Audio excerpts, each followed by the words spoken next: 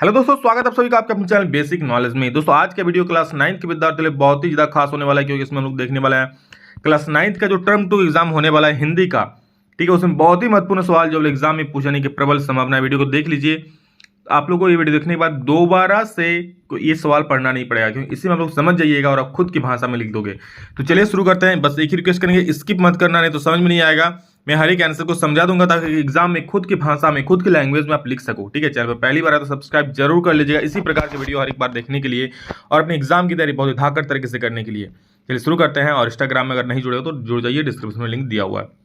देखिए पहला सवाल है, भूख मीठी की भोजन मीठा। बहुत सारे लोग घर में सुने होंगे ना कि अरे भूख मीठी की भोजन मीठा, से क्या अभिप्राय है, यही सवाल पूछा है। तो देखिए, भूख और भोजन का आपस में गहरा संबंध है। इस बात का आशय यह है कि जब मनुष्य भूखा होता है ना, तो भूख के कारण वह बासी रोटी भी मीठी लगती है। आप लोग कभी देखे होंगे ना कि जब बहुत भूखे होंगे आप लोग, मतलब बस कुछ भी मिले खा लो, कुछ भी मतलब खाने का सामान, ठीक है, खा लोगे, तो आपको उस वक्त अगर बासी रोटी भी दे देगा ना तो भी आपको मीठा लगेगा। लेकिन अगर आपका पेट भरा हुआ रहता है ना, तो आपको रसगुल्ला दे, मटन चिकन कुछ भी दे, बट आपको खाने का मन नहीं, क्योंकि पेट भरा हुआ है ना, इसलिए। तो अगर भूख ज़्यादा मतलब हो तो उसके बासी रोटी भी मीठी लगती है। यदि मनुष्य को भूख ना हो तो उसे कुछ भी स्वादिष्ट भोजन या खाने की वस्तु दे दी जाए, उसमें नुक्स निकाल ही लेता है। ठीक है, नुक्स निकाले या नहीं निकाले, बट उसे खाने का इच्छा नहीं करता है। परंतु भूख लगने पर साधारण खाना या बासी खाना भी उसे स्वादिष्ट लगने लगेगा, स्वादिष्ट व मीठा लगेगा। इसलिए बुजुर्गों ने कहा भी है क्या कि भूख मीठी कि भोजन मीठा, मतलब भूख ज़्यादा मीठा है कि भोजन ज़्यादा मीठा है। अरे भैया, भोजन अगर भूख रहेगा तभी भोजन ज़्यादा मीठा लगेगा। ठीक है, अर्थात स्वाद भोजन में नहीं बल्कि मनुष्य को लगने वाली भूख से होता है। ठीक है, चलिए अगला सवाल देखते हैं क्या है। महादेवी किस सपनों के पूरा होने पर भारत की दशा बदलने की बात कही है। तो देखिए, महादेवी हिंदू मुस्लिम एकता का सपना पूरा होने की बात करती है। क्या कहते हैं कि महादेवी हिंदू मुस्लिम एकता का सपना पूरा होने की बात करती है। न केवल हिंदू मुसलमान बल्कि वे किसी भी प्रकार के भेदभाव के बिना जीवन जीना चाहती है। यानी कि सिर्फ हिंदू मुसलमान वाला भेदभाव नहीं, कोई किसी भी प्रकार का समाज में भेदभाव नहीं होना चाहिए। हर एक जाति, हर एक वर्ग, ठीक है, हर एक लिंग, धर्म में, हर एक धर्म में मतलब आपस में मिल भाग कर सबको रहना है। उनका विश्वास है कि यदि ऐसा हो जाए तो भारत का नक्शा बदल सकता है। भारत हर दृष्टि से उन्नत, शांत और समृद्ध देश बन सकता है। अब सोचो, भारत के अंदर ही अगर लड़ाई होगा, ठीक है, खुद खुद में झगड़ोगे, तो फिर भारत का विकास कैसे हो सकता है। समझो, जिस घर में के अंदर लड़ाई, उस घर का विकास किसी भी तरह नहीं हो सकता। उसी प्रकार देश में अगर धर्म में, जाति में लड़ाई करोगे तो फिर कभी भी विकास नहीं हो सकता है। तो महादेवी वर्मा का यही सपना था कि हिंदू मुस्लिम एकता होगा, कोई भी धर्म आपस में लड़ेगा नहीं, इस प्रकार का। नेक्स्ट वाला है कि मैना की अंतिम इच्छा थी कि वह उस प्रसाद के ढेर पर बैठकर जी भर कर रो ले, लेकिन पाषाण हृदय वाले जनरल ने किस भय से इसकी इच्छा पूर्ण ना होने दी। तो देखिए क्या होगा इसका आंसर, कि मैना महल के ढेर पर बैठकर जी भर कर रो लेना चाहती थी। ठीक है, मैना क्या, महल का ढेर, जब उसका महल तोड़ दिया गया मैना का, तो वो उसके ढेर पर बैठकर जी भर कर रोना चाहती थी।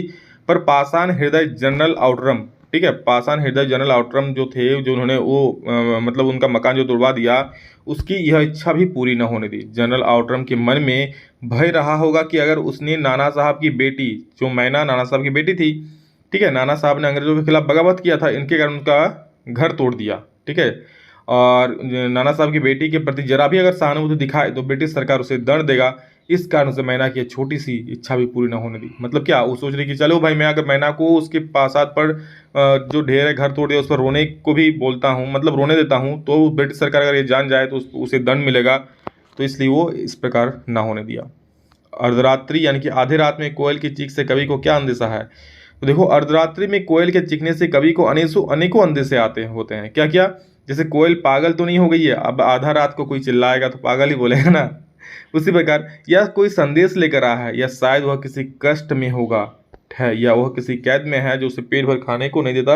ये भी हो सकता है कि वह क्रांतिकारियों के दुख से द्रवित होकर चीख रही हो। मतलब बहुत सारा चीज सोच रहा है। वो क्या सोच रहा है कि क्या वो पागल हो गया जो आधा रात को चिल्ला रही है, या फिर वो कोई संदेश लेकर आई है, या फिर वह किसी कष्ट में है, वह किसी कैद में है जो उसे पेट भर खाने भी नहीं देता है। इस प्रकार कोई भी कारण हो सकता है, तो यही चीज़ उसने बात किया। ठीक है, फिर हो सकता है क्रांतिकारियों के दुख से वो द्रवित होकर, ठीक है, जो कैद में बंद है उनके दुख से द्रवित होकर, भावुक होकर वो चिल्ला रही है। ठीक है, तो यही चीज़ यहाँ पर कवि को अंदेशा होता है। सर टॉमस हे के मैना पर दया भाव के क्या कारण थे। तो सर टॉमस हे के मन में एक छोटी सी बालिका के प्रति दया भाव उत्पन्न हो गया। क्यों? क्योंकि वह तो इस सर टॉमस से जो थे, उसका जो घर तोड़ने आया था, ठीक है, उन्हीं के साथ जो आए थे, क्योंकि वह तो एक छोटी, ईमानदार और प्यारी बालिका थी। सर टॉमस हे स्वभाव से कुछ दयालु थे, क्योंकि वे स्वयं एक पुत्री के पिता थे। ठीक है, टॉमस हे ने मैना पर दया भाव क्यों दिखाया? क्योंकि वो देखिए क्या, क्योंकि वह तो एक छोटी, ईमानदार और प्यारी बालिका थी। मैना एक बहुत ही छोटी, ईमानदार और प्यारी बालिका थी। ठीक है, इसके अलावा सर टॉमस हे स्वभाव से दयालु भी थे और वे स्वयं एक पुत्री का पिता भी थे। तो एक पुत्री, एक लड़की का दर्द वो समझ सकते थे, इसलिए उन्होंने उसको दया दिखाया। गोपाल प्रसाद ऐसा क्यों चाहते थे कि उनकी बहू ज़्यादा से ज़्यादा 10वीं पास हो? तो देखो भाई साहब क्या लिखा है। गोपाल प्रसाद स्वयं उच्च शिक्षित थे, मतलब अच्छे पढ़े लिखे थे। ठीक है, क्वालिफाइड इसको बोलते हैं। वे वकालत के पेशे से जुड़े थे, वकीली करते थे, बैरिस्ट्री करते थे। उनका बेटा शंकर मेडिकल की पढ़ाई कर रहा था। सोचो, अपने खुद एजुकेटेड, लेकिन बहू क्या चाहिए? 10वीं पास। सोच रहे हो? इसके बाद भी चाहते थे कि उनकी बहू ज़्यादा से ज़्यादा 10वीं पास हो। और कारण सुनोगे तो आपके पैरों तले जमीन खिसक जाएगा। देखो कारण क्या बोल रहा है। उनकी ऐसी चाहत के पीछे यह सोच रही होगी कि उच्च शिक्षा प्राप्त लड़कियां अधिक जागरूक होती है। अरे वाह भाई साहब, उससे वे अपने अधिकारों के प्रति सजग होती है। वो कहा जा रहा है कि अगर 10वीं पास लाओगे तो ठीक है, ज़्यादा पढ़ी लिखी लाओगे, लड़की लाओगे तो अपने अधिकार को जानेगी। ठीक है, अपने अधिकार को जानेगी और उससे अपने अधिकारों के प्रति सजग होगी। उनमें सोचने, समझने और निर्णय लेने की क्षमता बढ़ जाती है। ऐसी लड़कियों को घर की बहू बनाने से उन पर अत्याचार नहीं किया जा सकता है। मतलब बहू को लाकर घर में अत्याचार करेंगे वो लोग।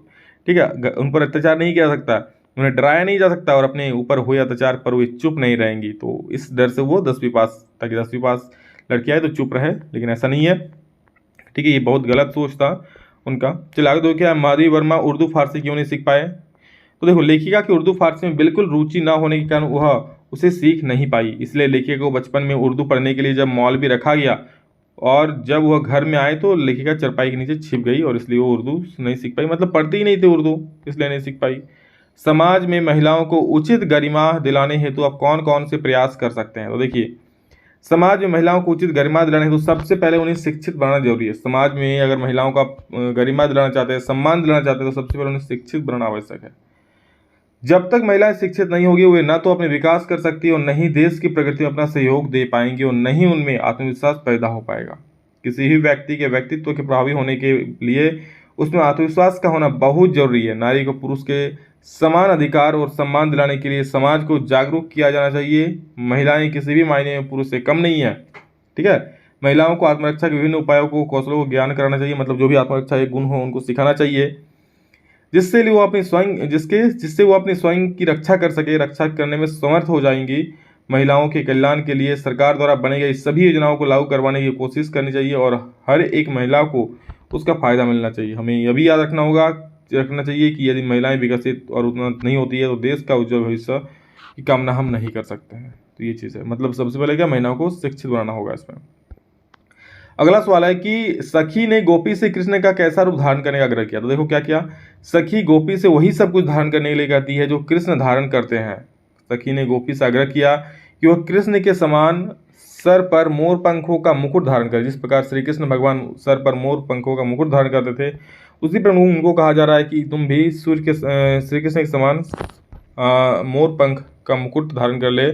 और क्या बोल रहा है कि गले में गुंजों की माला पहने, तन पर पीले वस्त्र पहने, हाथों में लाठी थामे और पशुओं को संग विचरण करे। मतलब पशुओं के संग घूमे, जिस पर कृष्ण भगवान घुमा करते। ये तो था दोस्तों आप लोगों का कुछ महत्वपूर्ण क्वेश्चन, जिसमें से आप लोग एग्जाम में जरूर देखने को सवाल मिलेगा। इसमें से बहुत सारा। ठीक है, तो अच्छे से पढ़ लीजिए। कोई भी जानकारी चाहिए कमेंट में बोलिएगा और नेक्स्ट वीडियो किस प्रकार चाहते हैं वो भी कमेंट में जरूर बोलिएगा। चलिए, so love you all, thank you, love you. इतना ही, फिर मिलेंगे नेक्स्ट वीडियो में जल्दी। तब तक जय हिंद, वंदे मातरम।